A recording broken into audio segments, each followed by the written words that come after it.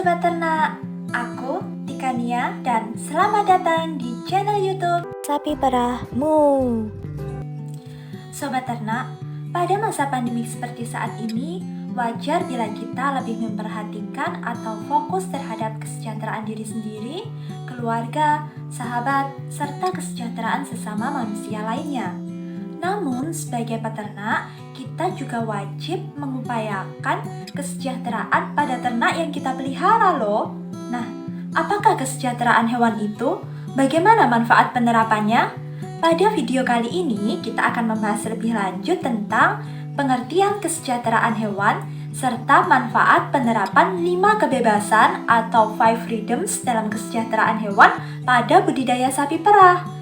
Nah, khusus pada video kali ini kita akan membahas 3 aspek kebebasan, yaitu bebas dari rasa lapar, haus, dan malnutrisi, bebas dari rasa tidak nyaman, serta bebas dari rasa sakit, cedera, dan penyakit. Yuk simak terus videonya sampai selesai.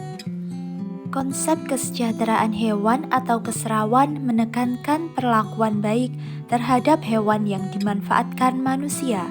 Nah, Sobat Ternak, penerapan kesejahteraan hewan atau keserawan ini berkaitan dengan segala upaya atau tindakan yang wajib dipenuhi peternak terhadap ternak yang dipeliharanya. Tindakan tersebut merupakan tindakan untuk memenuhi hak-hak kebebasan hewan atau yang dikenal dengan sebutan 5 kebebasan atau 5 freedoms. Sesuai dengan namanya, 5 kebebasan hewan atau 5 freedoms ini terdiri dari 5 aspek. Yang pertama yaitu bebas dari rasa haus, lapar, dan malnutrisi. Sobat ternak, sebagai peternak kita memiliki kewajiban yang harus kita penuhi terhadap ternak yang kita pelihara. Salah satunya yaitu wajib memberikan pakan dan air minum yang cukup pada ternak. Coba bayangkan bagaimana jadinya bila sapi perah yang kita pelihara tidak mendapatkan pakan dan minum yang cukup, apa yang akan terjadi? Perlu diketahui bahwa kandungan energi, protein, mineral, dan vitamin dari pakan merupakan faktor utama yang menentukan produksi susu, efisiensi pakan, efisiensi reproduksi, dan kondisi tubuh sapi perah. Bila sapi perah tidak mendapatkan pakan dan air minum yang cukup, maka sapi perah akan kelaparan, kehausan, mudah terserang penyakit, tidak dapat tumbuh dengan baik, tidak dapat memproduksi susu secara maksimal, serta rentan mengalami gangguan reproduksi atau sulit mendapatkan anak loh. Nah, sebagai peternak, kita tidak mau hal ini terjadi bukan? Untuk itu, kita harus mengupayakan agar sapi perah terbebas dari rasa haus, lapar, dan malnutrisi.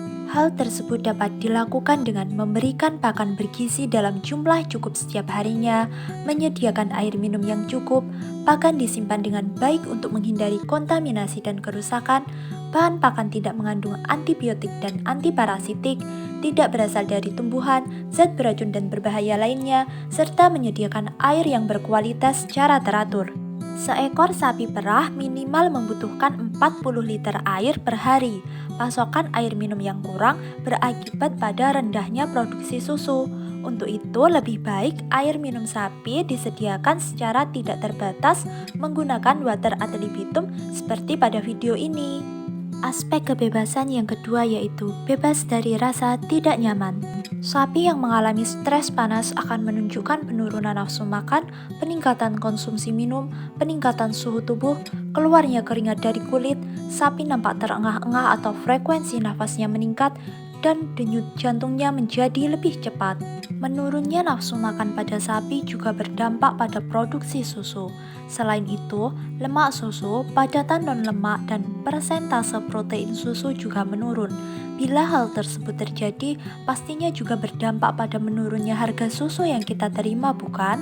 Sobat ternak, sebuah penelitian memperkirakan bahwa kerugian yang diakibatkan stres panas pada sapi perah di Indonesia mengakibatkan penurunan produksi susu sebesar 102 kg susu per ekor per tahunnya.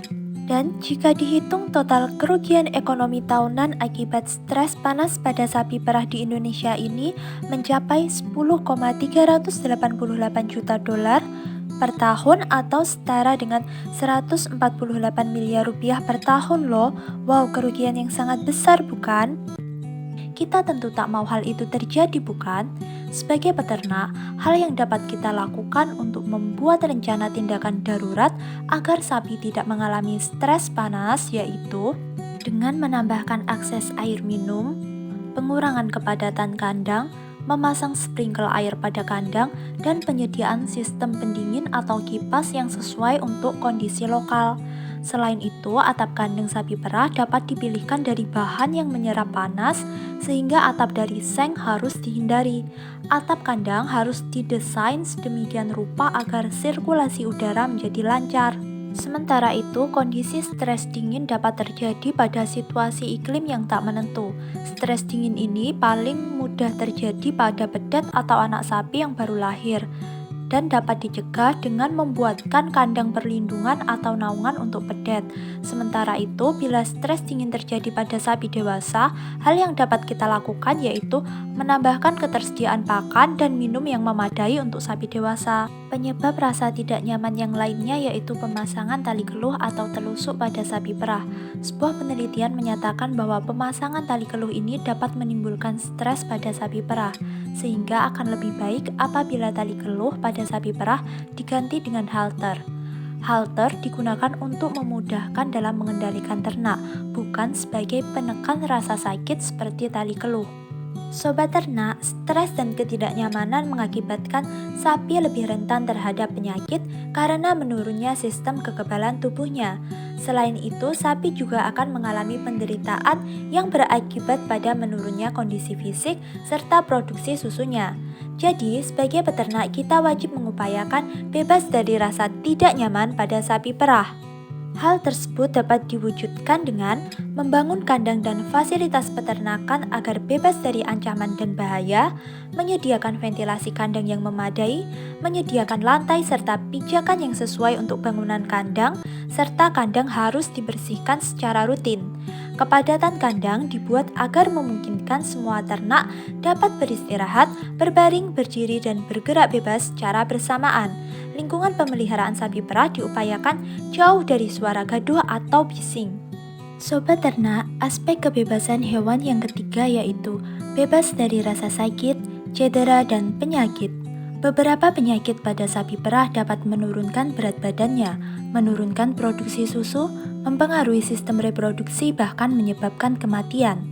Sebagai peternak, kita harus segera bertindak atau memberikan pertolongan apabila ada sapi perah yang terlihat sakit atau cedera. Sapi sakit wajib segera mendapatkan perawatan atau pengobatan yang tepat oleh dokter hewan atau petugas paramedis veteriner. Sapi perah harus diamati minimal 1 kali sehari terhadap gejala penyakit atau cedera. Sapi yang sakit harus dipisahkan dari sapi yang sehat. Selanjutnya, untuk mengupayakan bebas dari rasa sakit, cedera, dan penyakit dapat dilakukan dengan memeriksa sapi perah secara teratur, tidak menggunakan prosedur atau praktik yang menyebabkan rasa sakit yang tidak perlu pada sapi, melindungi sapi dari kepincangan, mengikuti praktik melahirkan dan menyapih yang sesuai, memerah sapi secara teratur, serta menghindari praktik memerah susu yang buruk karena dapat melukai sapi. Kita sebagai peternak juga wajib melakukan biosecurity, yaitu tindakan untuk memelihara ternak pada status kesehatan tertentu dan mencegah masuknya serta menularnya agen penyakit infeksius.